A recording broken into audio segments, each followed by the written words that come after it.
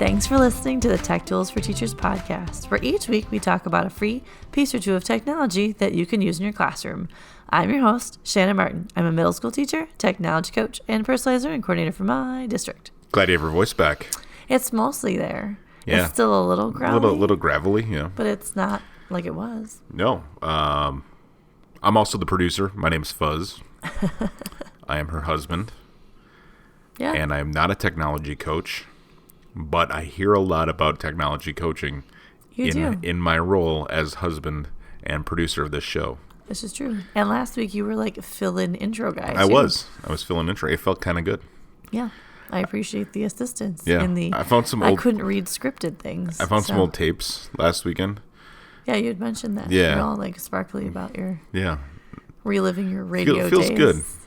Mm-hmm. Sometimes I think about doing a version of my old radio show as a podcast because the guy who took over from me I'm just kidding. It's been almost 9 years since I've been off the air. And here I am, rocky like a hurricane. Yeah. So what are we talking about today, darling? We are talking about reading. Oh. Our theme is reading. Cool. Because we need a reading theme.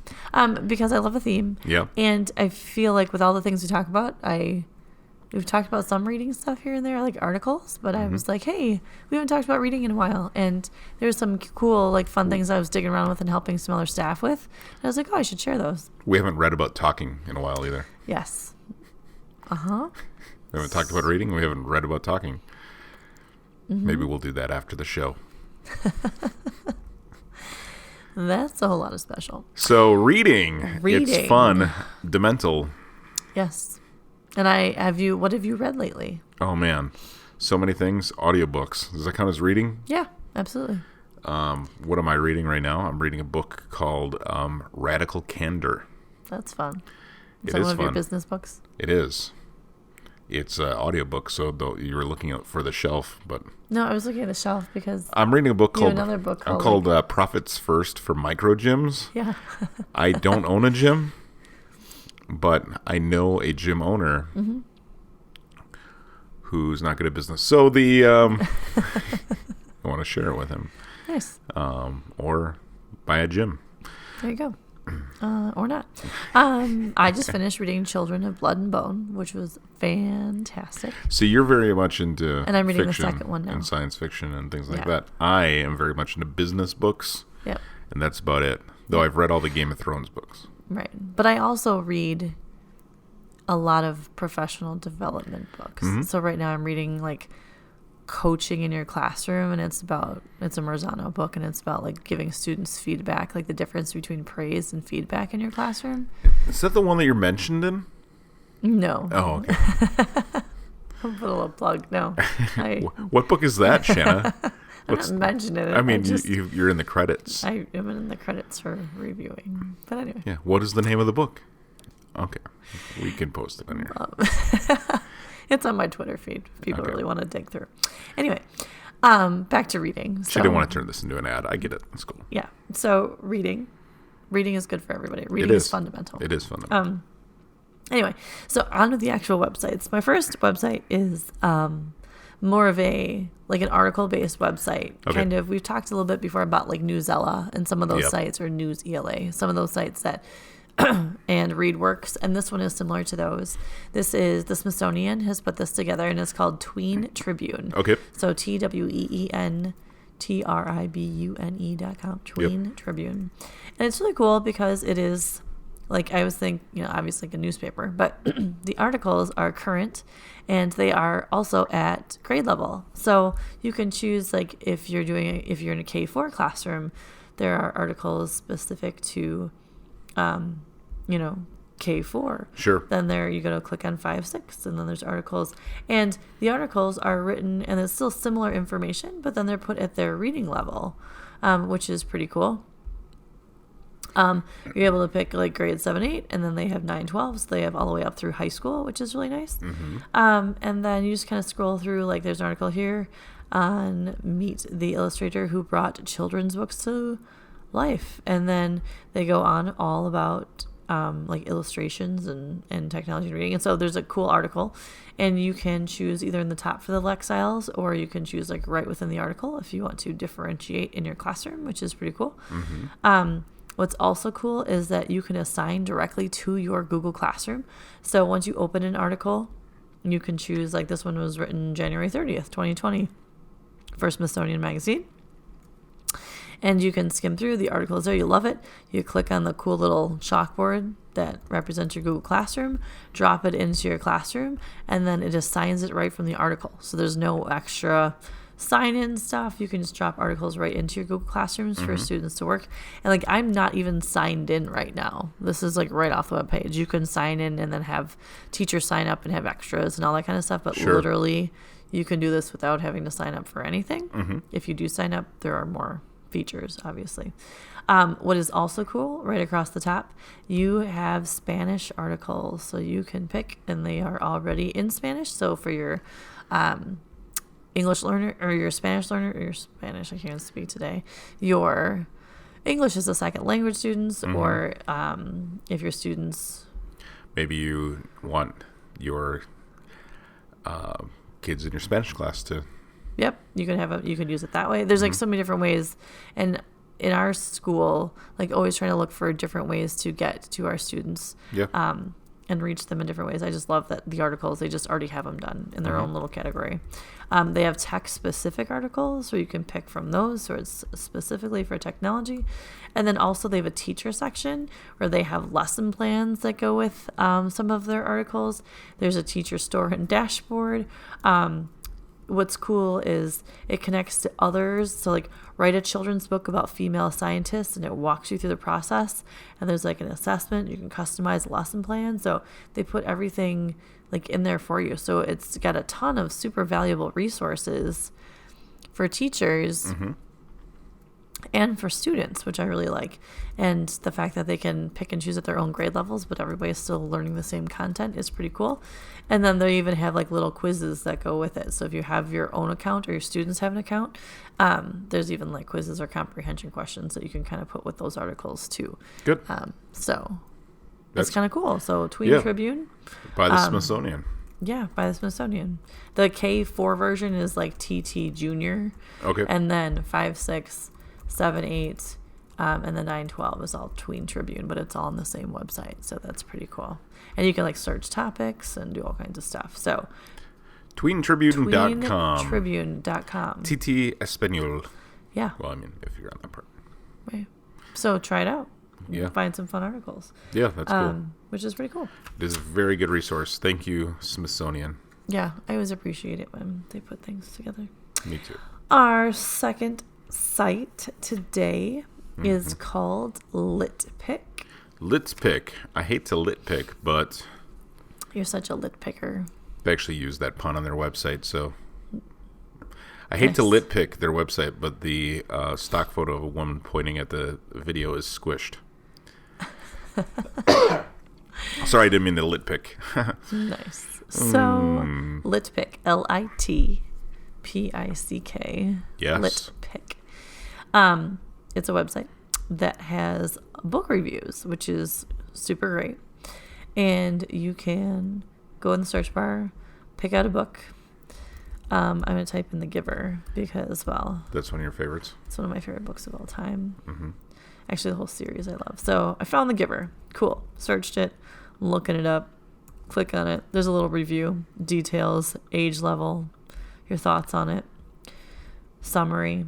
So what's cool about this, or if you go to all books, you can search all the books that they have review. But they've got it broken down. Very similar to like a Goodreads where people go through and they kind of rate the book. Yeah. And they write a review, and then they tell us all the things that they want to do. They give it the stars, the votes, all that kind of stuff. But what's kind of cool about LitPick and why I like it is as an educator, you're able to sign up and have your students write the reviews. So like in class, if you're reading books or kids recommend them or you kind of talk within your own classroom, you can also then through LitPick and through your classroom as a teacher, be a book reviewer. Your students can be book reviewers. Oh, sure, yeah.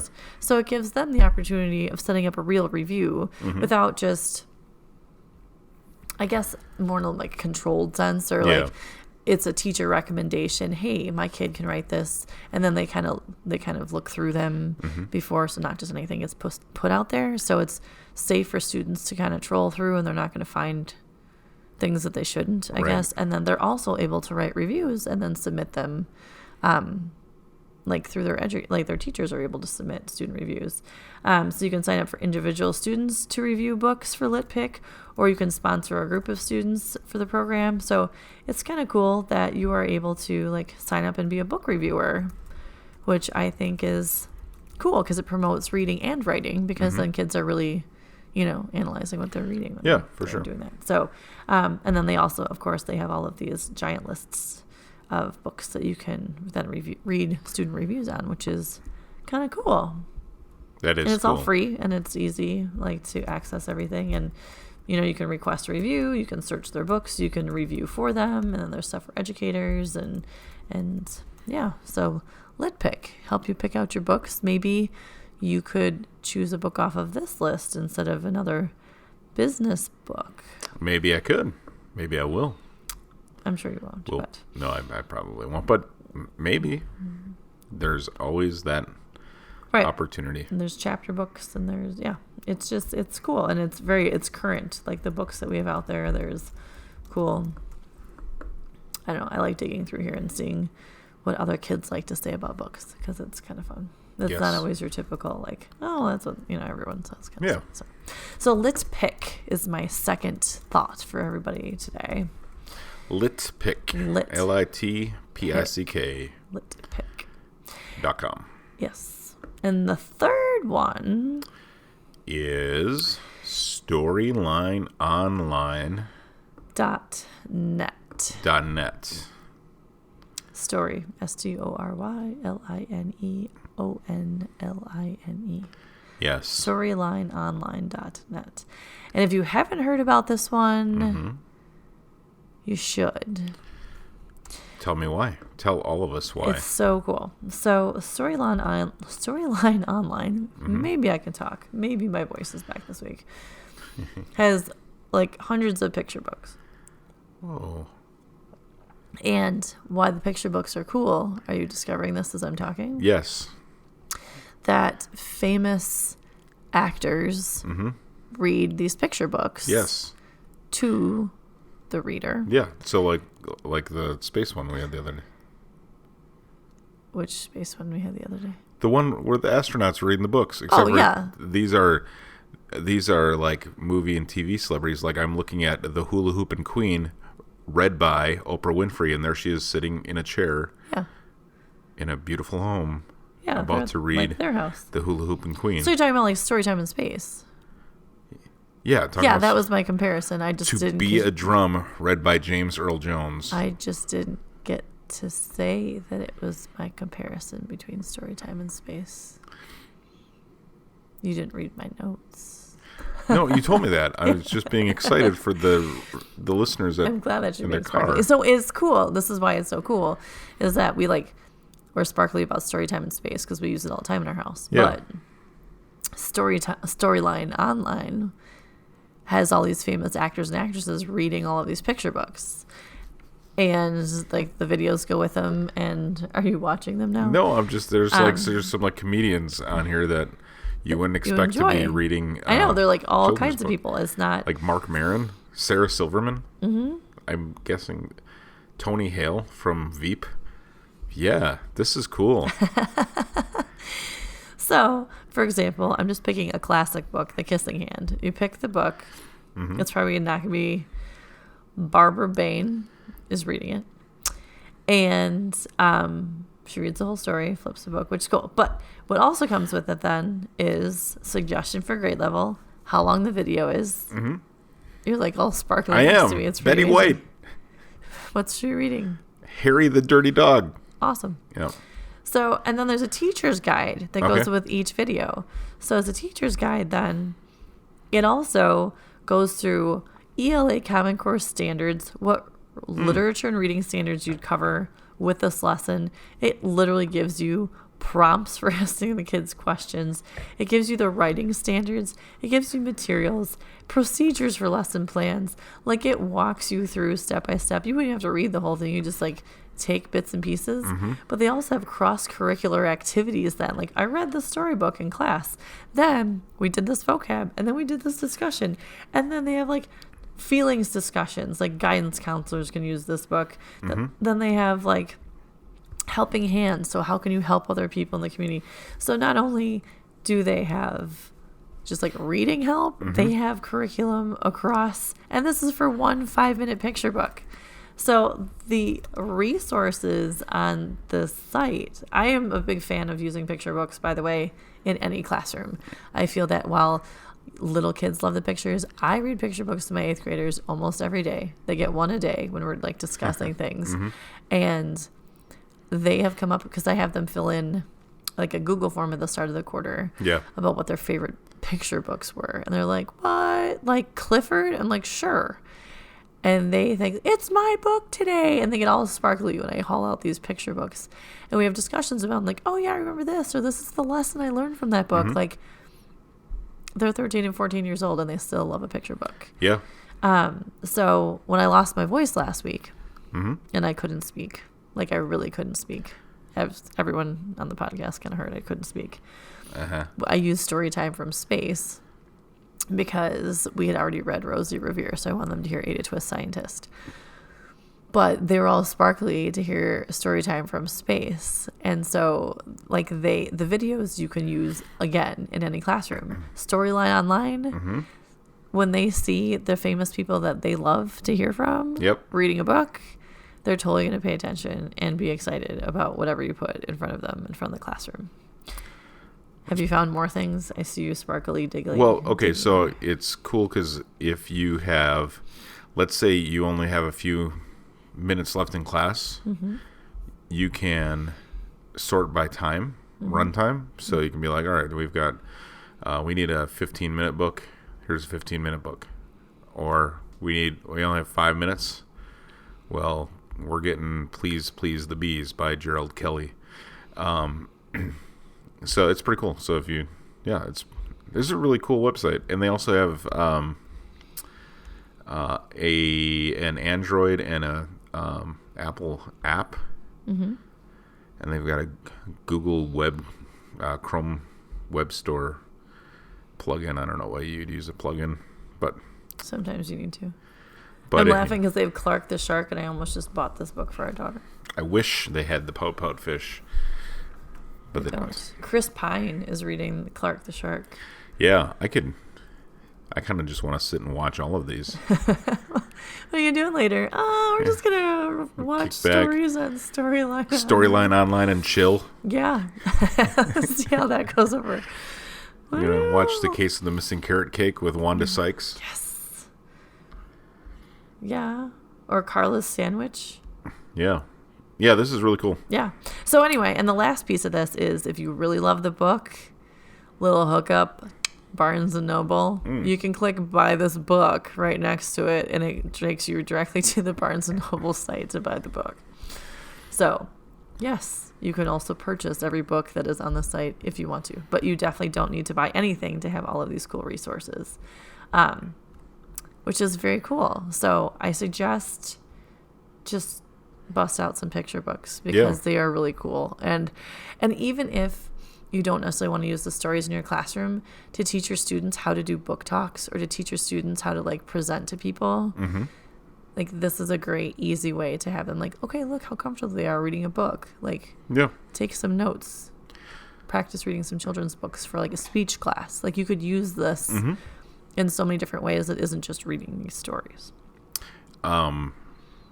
This is all done. So this site is done by the SAG-AFTRA Foundation. So SAG is the Screen Actors Guild. Yes.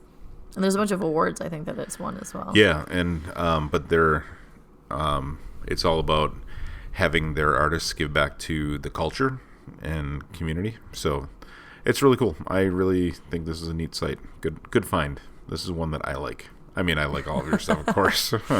But you're even more sparkly today because you were going to now troll through. I mean, it's still not as cool as Trello, which is the best one that we've. It's still my top tool for life. Yes. By the way, yes. So the project managers at my agency are giving a presentation to the project managers and account managers, and Amanda, one of the project managers, asked if she could use our home Trello board, she asked for that one so she could use it as an example of how to use Trello outside of the workplace. And then I also gave her the podcast one. Yeah. And she's like, "This is so cool." She's a very big Trello freak. So that's fun. I share it with.